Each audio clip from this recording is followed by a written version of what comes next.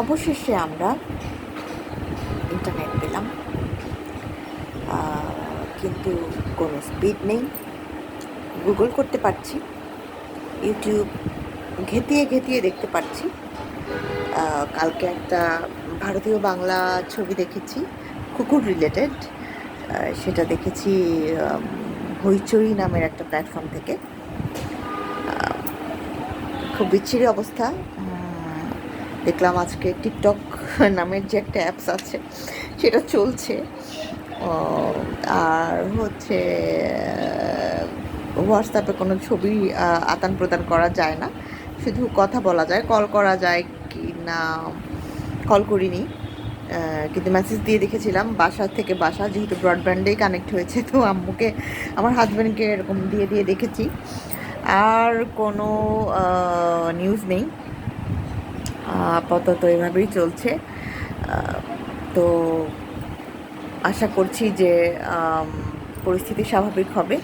কি একটা আন্দোলন হয়ে গেল, মানুষের মৃত্যু আসলে কখনো কাম্য নয়, কিন্তু দাবি দাবি আদায় একটা ব্যাপার হয়ে যায়, ইস্যু হয়ে যায় যখন ভুল বোঝাবুঝিটা একটা বড় ফ্যাক্ট হয়। এটুকু যদি থাকতো, বিশ্বাস যদি থাকতো, তাহলে এতগুলো তাজা প্রাণ ঝরে পড়তো না। এখানে দোষ প্রসঙ্গটায় যাচ্ছি না, শুধু আশা রাখছি যে এই রকম পরিস্থিতির মধ্যে দিয়ে দেশকে আর কখনো যেতে হবে না। আর যে সমস্ত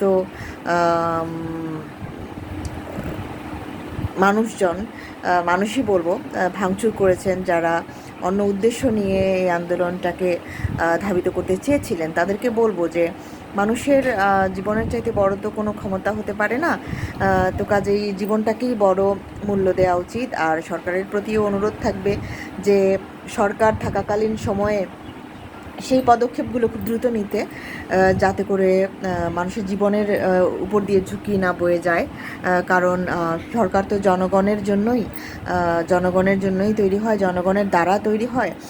তো কাজেই তারা যদি জনগণের দ্বারা তৈরি হলো, জনগণের জন্য কিছু করতে একটু সময় নিল বা জনগণকে বুঝতে সময় নিল, তাহলেই কিন্তু একটা বড় এটা একটা নেগেটিভিটি হিসেবে ধরা পড়ে যায়। তো আমাদের ভালোবাসার সরকার, আমাদের ভালোবাসার মানুষ, সবচেয়ে বেশি ভালোবাসার আমাদের দেশ। তো কাজেই আমরা ভালোবাসা নিয়েই থাকতে চাই, ভালোবেসে থাকতে চাই, এটাই হচ্ছে আমাদের প্রত্যাশা।